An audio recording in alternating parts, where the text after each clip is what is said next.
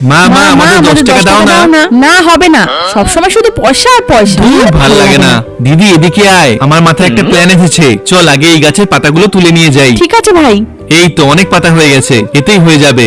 চল এবার। হ্যাঁ চল, এবার পাতাগুলোকে শুকনো করতে দিয়ে দিই। ততক্ষণ আমি এই পোড়া কাঠ কয়লাগুলোকে গুঁড়ো করে ফেলি। এটা দিয়ে আজকে আমরা মশার কয়েল বানাবো। বন্ধুরা যতক্ষণ আমরা এটা বানাচ্ছি ততক্ষণ তোমরা গরিব মানুষদের যদি তুমি ভালোবেসে থাকো এবং এই ছেলেটার মতো তুমিও যদি গরিব মানুষদের হেল্প করতে চাও তাহলে একটা লাইক করে কমেন্টে ইয়েস লিখে যাও। এই তো হয়ে গেছে, এবার এটাকে লম্বা লম্বা করে কেটে নি। এই তো এবার এটাকে পেঁচিয়ে নি।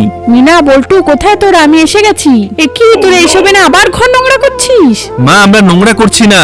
না মা, আমরা মশার কয়েল বানিয়েছি। মশার কয়েল? দিদি চল এটাকে বাইরে শুকনো করতে দিয়ে আসি। এই তো সব শুকিয়ে গেছে, চল এবার। হ্যাঁ চল। উফ কি মশা। দাদি, দাদি, তুমি কেমন আছো?